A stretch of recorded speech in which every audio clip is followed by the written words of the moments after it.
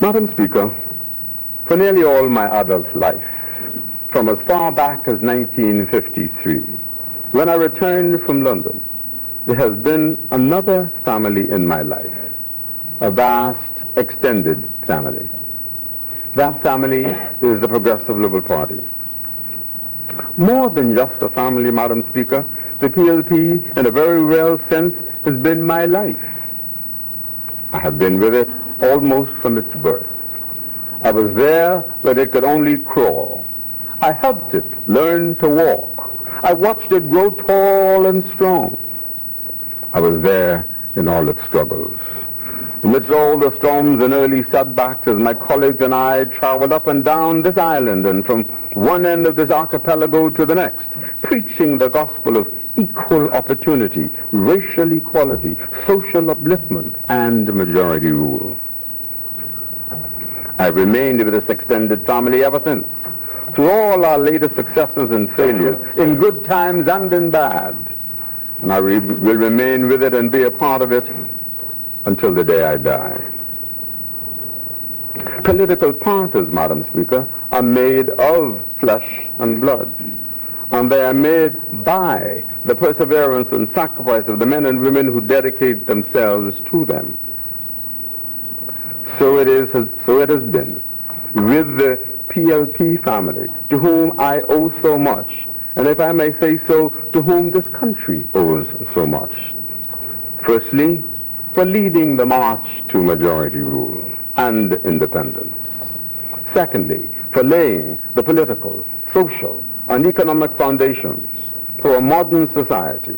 And thirdly, for nurturing and/or training virtually every single black political statesman of note over the last 40 years.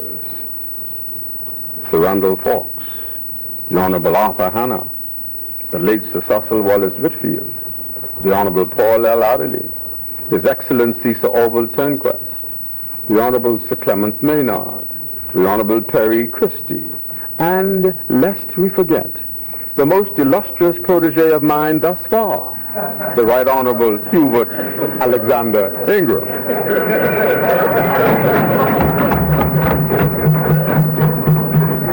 I thought you'd like that. But today, Madam Speaker, I should like also to say how especially grateful I am to all those brave men and women of the Progressive Liberal Party who have supported me and my party so loyally all through the years. I would be taxing your patience if I sought to name them, for their numbers are far too great to bear a roll call. But the faces are nonetheless in the thousands before me now, as I look back over the distance we have come together in the last 41 years. With few exceptions, Madam Speaker, these persons of whom I speak have never sat in this house, never wanting nor seeking a status above their fellows. Most of them never asked for anything, seeking neither recognition nor reward for their steadfast struggles in the great causes in which we marched together for so many years. Poor and humble folk, for the most part, they've lived out their lives not in the spotlight of popular acclaim, but in the shadows of those of us upon whom that spotlight habitually directs its beam. Today, I am more than keenly aware than ever of the enormous debt I owe them. Women like Ina Hepburn, Effie Hawkes, and Jalila Wells, and men like Solomon Campbell, Benjamin Forbes, and Kermit Rowe, some of whom are with me here today. Without thousands like them, who even named their sons after me, without their loyalty in good times and in bad, without their stalwart support in the thick of all our many battles, Lynden Pindling would never have amounted to anything in the life of this country. I have tried never to forget that, Madam Speaker, and never to forget them. For leaders do not make themselves. They are made instead by the people they lead, by the people who believe in them, and by the people who are prepared to follow them not out of fear, or because it may be the in thing to do, or because of some hypnotic spell, but because deep down there is a faith that moves them to lift us up to a height above their own, in the hope that from the lofty perch to which they have raised us, we can see what they cannot, and that having seen, we as leaders can point the way forward into the tomorrows that await us all. And so to all my extended family in the Progressive Liberal Party, I thank you from the bottom of my heart. Our policy objectives for education and Bahamianization, therefore, as you can see, went hand in hand. On both counts, I believe we succeeded rather well. In the space of a single generation, hundreds and then thousands of Bahamians acquired a first-rate education at the expense of the state. Through education and training, new opportunities for lucrative employment opened up, and the policy of Bahamianization ensured that those jobs that opened up were filled by Bahamians. The result was the creation of a whole new middle class of upwardly striving, upwardly mobile Bahamians sprawled across brand new subdivisions all over, and holding down jobs and professions that few of us would ever have thought possible before the advent of black majority government. In this connection, Madam Speaker, I must single out for special praise my friend and my comrade in arms, the Honorable Arthur Hanna, whose name will forever be synonymous with Bahamianization. Inspired by his nationalist fervor and deeply held political principles, it was he, more than any other, I think, who made sure that the government's policy of Bahamianization took root as a key tenet of state policy. For his clarity of vision and courageous determination in this regard, and for his key role in advancing the case for Bahamian independence, and for his many other accomplishments in the service of our nation, I salute him most especially today. Madam Speaker, the achievements of the Progressive Liberal Party in the sphere of social development were no less notable. Conscious as we were of the need to effect dramatic improvements in the living conditions of our people, while at the same time providing greater security for the health of their families, successive PLP governments committed massive resources to infrastructure development, health and housing. An extensive nationwide network of health care facilities offering sophisticated medical care to the poor at little or no expense was created, while low-cost housing was produced on a massive scale, rescuing first hundreds and then thousands of Bahamians from the squalor of substandard housing.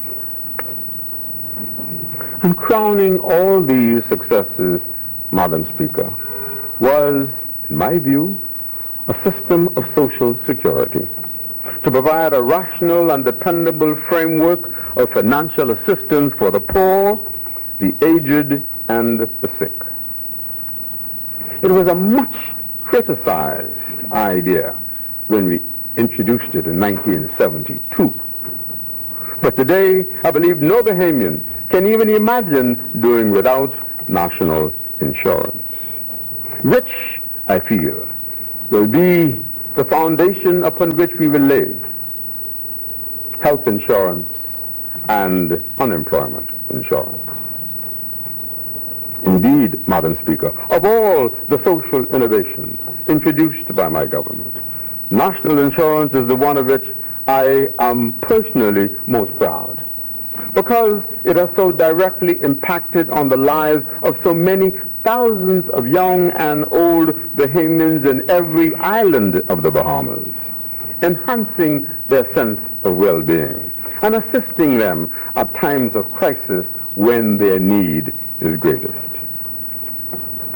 And so, Madam Speaker, when I look back on these achievements of the Progressive Liberal Party government, and when I think of all the other varied splendors we helped make possible, like the electrification of the Bahamas, the creation of Bahamas-Sir, the Royal Bahamas Defense Force, which was to have been my personal army, the College of the Bahamas and the Bahamas Tourism Training Center, the inauguration of public television and the Bahamas Games, the establishment of the Bahamas as one of the leading merchant ship registries in the world, the development of the tourism industry to the point where more than 3 million tourists were visiting annually and spending in excess of $1 billion. And when, Madam, I recall the vital role we, in this little country, played on the international stage in helping to secure the release of President Nelson Mandela and in helping to set the stage for majority rule in South Africa, I know that all my efforts were not in vain, and that I can take with me, as I leave this place, some small sense of satisfaction and pride that during my time in office, I was able to do some little good in enhancing the life and progress of the Bahamian people. I know only too well, of course, that there is more to be done. But I also know that there will always be more to be done. I know, too, Madam Speaker, that I was less than perfect, that along with the successes there were failures and disappointments. For these and for all my other shortcomings, I express my deepest sorrow and regret to my countrymen. When all I did for good is put in the balance against all I did for ill or failed to do at all, I hope that future generations will not find me sorely wanting. But that is a judgment I leave to them and to future chroniclers of the wars I fought and the times in which I lived. And so, Madam Speaker, I have come to the end of my time in frontline politics and in this place. I will therefore resign as a member of this honorable House with effect from midnight Wednesday, the 9th of July, 1997, when I shall have completed exactly 41 years of unbroken service as a member of Parliament. A little more than a half century ago, Madam Speaker, when the last World War was finally over, and he knew that because of his advancing years, there would be no more battles for him to fight, the great American General George Patton was moved to reflect upon the tale of an ancient Roman tradition, which held great meaning for him now that he was at the end of his long and turbulent career as a warrior. He commended the tale not only to himself, but to all who would come after him, just as today I would wish to commend it to all here present, and to all those who will come after us, no less than I commend it to myself. The tale General Patton told went like this. For over 1,000 years, Roman conquerors returning from the wars were given the honor of a triumph, a tumultuous parade. In the procession came trumpeters and musicians, and strange animals from the conquered territories, together with carts laden with treasures and captured armaments. The conqueror rode in a triumphal chariot, the dazed prisoners walking in chains behind them.